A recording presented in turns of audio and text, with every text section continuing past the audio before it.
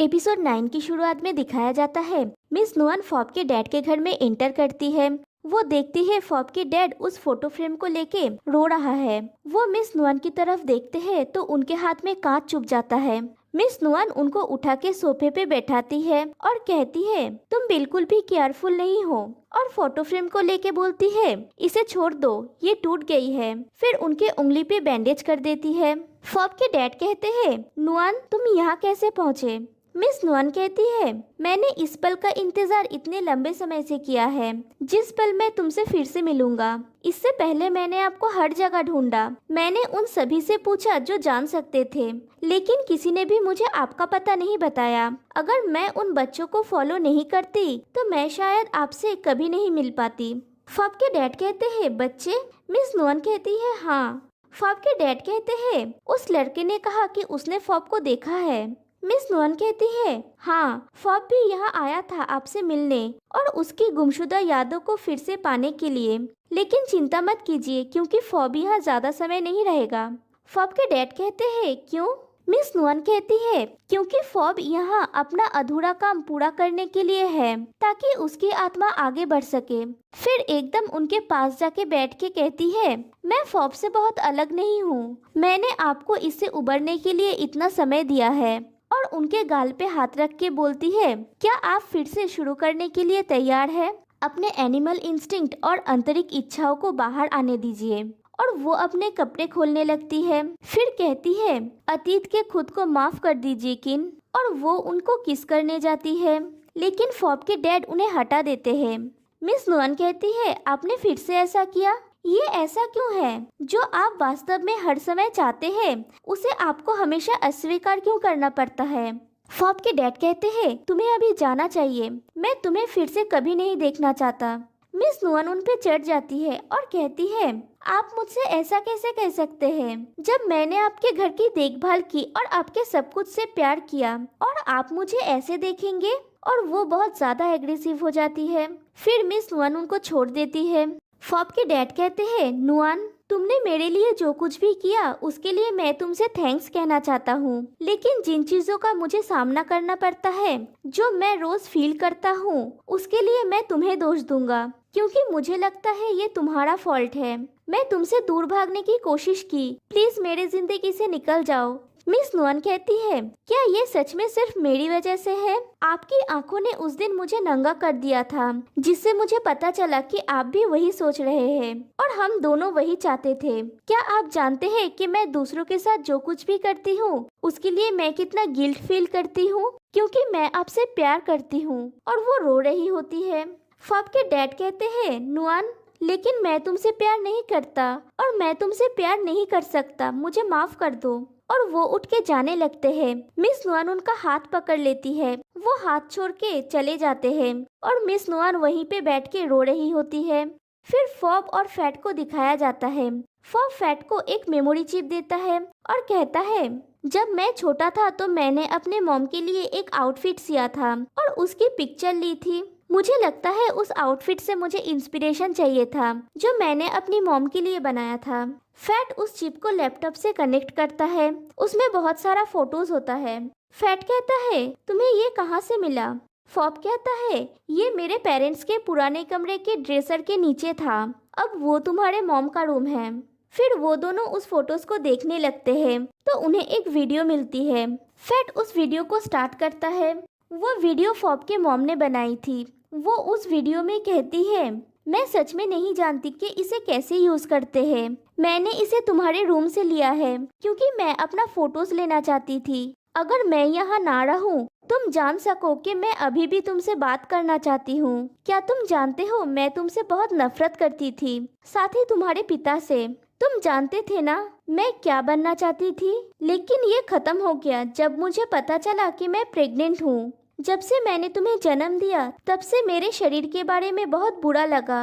ये दर्द देता था, मुझे बुखार होता था और हर समय टॉयलेट जाना पड़ता था।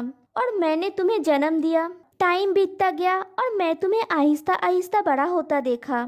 मैं कंफ्यूज्ड थी। मैं आहिस्ता आहिस्ता तुमसे प्यार करने लगी, लेकिन मेरी नफरत को मेरे भावनाओं से दफन नहीं कर पाई जो मेरे पास तुम्हारे प्रति था। मुझे माफ कर दो, मैं अच्छी माँ नहीं बन पाई जैसी मुझे होना चाहिए थी, लेकिन ये मेरी सच्ची भावनाएं हैं। प्लीज मुझे समझने की कोशिश करो। अब मेरी शरीर बहुत लंबे समय तक नहीं टिकेगा। मैंने ऑलरेडी तुम्हारे डैड से कहा है, जब एक दिन अगर मेरा शरीर खराब हो जाए और इसे नहीं ले सकता तो प्लीज मुझे जाने दे, मुझे मेरे पीड़ा से जाने दे। मैं आशा करती हूँ तुम मेरा फैसला समझोगे। इसे मैंने चुना है। ये एक ऐसा तरीका है जिससे मुझे अब दर्द नहीं होता है, और अंत में मैं तुम्हारे लिए जो नफरत फील करती हूँ वो फीका नहीं है, लेकिन मैं तुमसे प्यार करती हूँ। और वो रो रही होती है और वीडियो एंड हो जाता है। फॉब भी रो रहा होता है और फैट उसको दिलासा देता है। फिर अंकल नोंग को गार्डन में दिखाया जाता है। उनके पास मिस नुआन आती है। अंकल नोंग कहते हैं, तुम्हें ये कहने की जरूरत नहीं है, मैं सब जानता हूँ और तुमने वही किया जो तुम्हें करना चाहिए था। मिस नुआन कहती है, आपके जाने का समय आ गया है, मैं और आपको नहीं रोकूंगी, आपका यहाँ का काम खत्म हो गया है। अंकल नोंग कहते हैं, तुम क्या सोच रही हो? मिस नुआन कहती है, आपको चिंता करने की जरूरत नहीं है, मुझे अपना आंसर मिल गया है, मैं जीने जा रही हूँ। फिर अंकल नोंग उन्हें हक करते हैं। मिस नुआन रो देती है। अंकल नोंग कहते हैं, मैं सब चीज के लिए माफी मांगता हूँ। फिर फॉब और फैट को दिखाया जाता है। फैट फॉब के कंधे पे सर रख के बैठा हुआ होता है। दोनों ही बहुत खुश है। फिर फैट अपने मोबाइल से फोटो लेने जाता है तो फॉब कहता है, तुम क्या कर रहे हो? फैट कहता है, फोटो ले रहा हूँ। फॉब कहता है, क्यों? फैट कहता है, मैंने तुम्हारी मॉम की फोटोज देखा है, इसीलिए मैं कुछ फोटोज लेना चाहता था। फॉब कहता है, क्या तुम नहीं जानते कि मुझे फोटोज में दिखाई नहीं देगा? फैट कहता है, पहले मैं तुम्हें टच नहीं कर सकता था, लेकिन अब मैं कर सकता हूँ, शायद तुम कैमरा में दिखाई दो। फिर वो बहुत सारे फोटोज क्लिक करता है। फिर कहता है, क्या तुम देखने के लिए रेडी हो? फॉब हाँ बोलता है। फिर वो लोग देखते हैं तो फॉब फोटोज में दिखाई दे रहा था। फॉब कहता है, ये कैसे पॉसिबल है? फैट कहता है, क्योंकि शायद तुम ज्यादा खुद को जान रहे हो, लेकिन तब तुम मेरे साथ सीधे नहीं थे। फॉब कहता है, तुम उनके बारे में बात कर रहे हो? फैट कहता है, नहीं। फिर फॉब फैट के साथ छेड़खानी करने लगता है। तभी वहाँ पे अंकल नोंग आते हैं। वो खांसते हैं तो फॉब स्टॉप हो जाता है। फैट को तो समझ नहीं आता कि क्या हुआ। फैट कहता है, क्या हुआ? फॉब कहता है, अंकल नोंग यहाँ है। फैट कहता है, वो सच में कोई मैनर्स ना रखने के कॉन्सेप्ट को बरकरार रख रहे हैं। अंकल नोंग कहते हैं, फॉब मुझे तुमसे कुछ बात करना है। फिर उन दोनों को बात करते हुए दिखाया जाता है। फॉब कहता है, क्या आप जा रहे हैं? अंकल नोंग कहते हैं, क्यों, तुम खुश नहीं हो? मैं अब तुम दोनों के रास्ते में नहीं आऊँगा। फॉब कहता है, मैं स्टन्ड हूँ। अंकल नोंग कहते हैं, बस यही जीवन है, भले ही मैं एक आत्मा हूँ, मैंने सोचा था कि मैं तुमसे ज्यादा देर तक टिकूंगा। फॉब कहता है, तो आप कहाँ जा रहे हैं? अंकल नोंग कहते हैं, मैं वही जा रहा हूँ जहाँ से मैं आया था, मेरी वाइफ मेरा इंतजार कर रही है। जब तुम शर्तों को पार कर सकोगे तब तुमको पता चल जाएगा कि वो जगह कहाँ है, लेकिन तुम निश्चिंत हो सकते हो क्योंकि मैं जिस जगह में जा रहा हूँ मैं वहाँ खुश रहूंगा। फॉब अपना हाथ बढ़ा देता है और कहता है, क्या मैं आपको हक कर सकता हूँ? अंकल नोंग कहते हैं, जरूर। फिर फॉब उन्हें हक करता है। फॉब कहता है, मैं आपसे प्यार करता हूँ जैसे आप मेरे रिलेटिव हैं।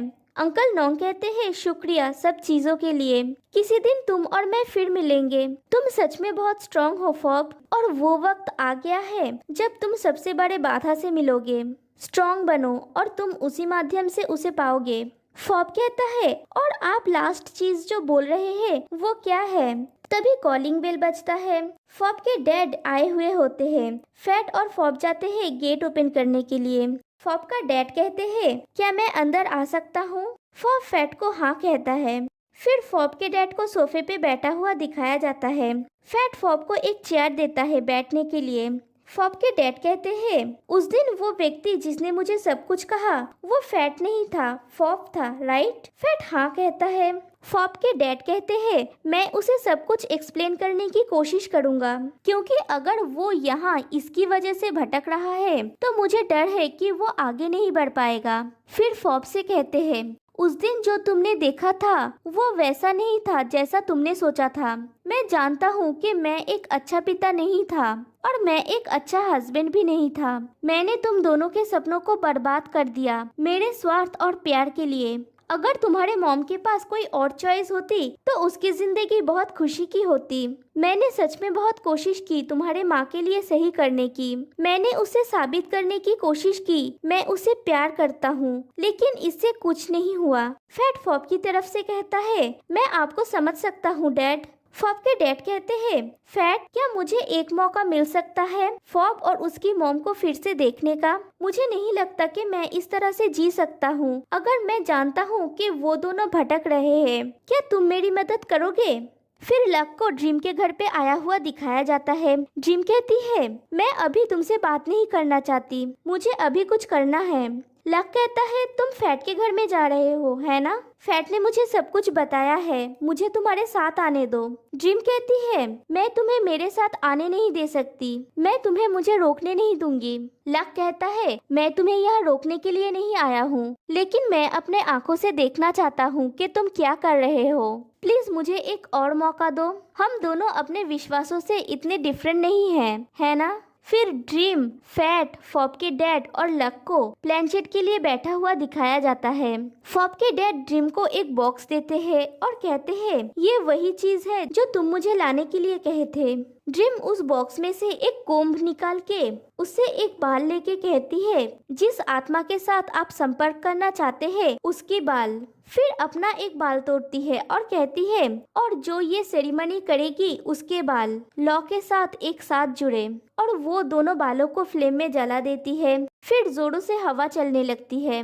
जिम कहती है, फॉब की मॉम यहाँ है। फॉब के डैड कहते हैं, कहाँ? मैं डा को देख नहीं पा रहा हूँ। लक कहता है, जिम मैं भी नहीं देख पा रहा हूँ। जिम कहती है, फैट मुझे नहीं पता कि मैं कुछ और कैसे करूँ। मेरे डैड की सेरेमनी बस इतनी ही कर सकती है। अगर मोमबत्ती बुझ जाती है तो सेरेमनी समाप्त हो जाएगा। फिर हवा बंद हो जाता है और एक आवाज आती है। फॉब के डैड कहते हैं, डा क्या ये तुम हो? डा ये मैं हूँ। वो उठ जाते हैं और फिर से कहते हैं, मैंने सुना है कि तुम यहाँ भटक रही हो, मुझे माफ कर दो। क्या कोई रास्ता है जिससे मैं तुम्हें आजाद कर सकूं? डा मैं कैसे तुम्हारी मदद करूं? ड्रीम कहती है, सब हाथ मिलाओ और अपनी आंखें बंद करो। वो तीनों वैसा ही करते हैं। फिर से हवा चलती है और कैंडल बुझ जाती है। फैट कहता है, क्या हो रहा है? लक कहता है, क्या सेरेमनी खत्म हो गया? फिर वो कुछ देखता है और कहता है, उधर देखो। फिर दिखाया जाता है फॉब की मॉम और डैड आमने सामने खड़े हुए हैं। फॉब की मॉम कहती है, खुद को मुक्त करो किन। फॉब के डैड कहते हैं, मुझे माफ कर दो डा, मैंने तुम्हें ऐसा बनाया है। फॉब की मॉम कहती है, मैंने इसे चुना है, भले ही ये मुझे पीड़ित करता है, लेकिन मैं खुश हूँ कि मुझे चुनना था। फिर फॉब उन दोनों के पास जाता है और कहता है, फिर से शुरू करते हैं। भले ही मैं और मॉम आपके किए के लिए आपको माफ ना कर सके, लेकिन आपको खुद को माफ करके फिर से शुरू करना चाहिए। ड्रीम कहती है, सेरेमनी लगभग समाप्त हो गया है। फॉब की मॉम कहती है, अपनी आंखें बंद करो किन, मुझे इसी तरह याद रखो, अलविदा किन। और वो वहाँ से जाने लगती है। तभी फॉब उन्हें बुलाता है। फॉब की मॉम कहती है, जाओ फॉब, मेरे लिए चिंता मत करो, मेरी तरह यहाँ भटको मत। फॉब कहता है, क्या आपके पास आगे बढ़ने का कोई मौका है? फॉब की मॉम कहती है, जरूर, अगर सब कुछ अपने रास्ते पे चलता रहा तो मुझे भी चुनने का मौका मिलेगा और हमेशा खुश रहने का भी। फिर वो फॉब को हक करती है और कहती है, मुझे अभी जाना होगा, हम लोग किसी दिन फिर से मिलेंगे। फॉब रो रहा होता है और वो चली जाती है। फिर दिखाया जाता है गार्डन में फॉब फैट के गोदी में सर रख के सोया हुआ है। फैट कहता है, तुम्हें कैसा लग रहा है?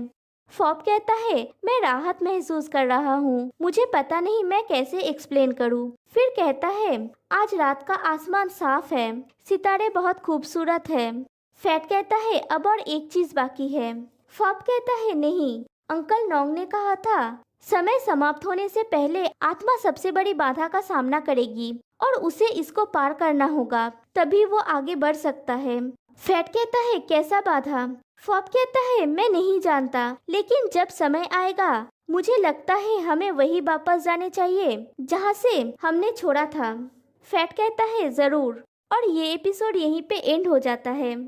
तो गाइस कैसा लगा आपको आज का एपिसोड? फिर मिलते हैं गाइस नेक्स्ट वीडियो में। बाय।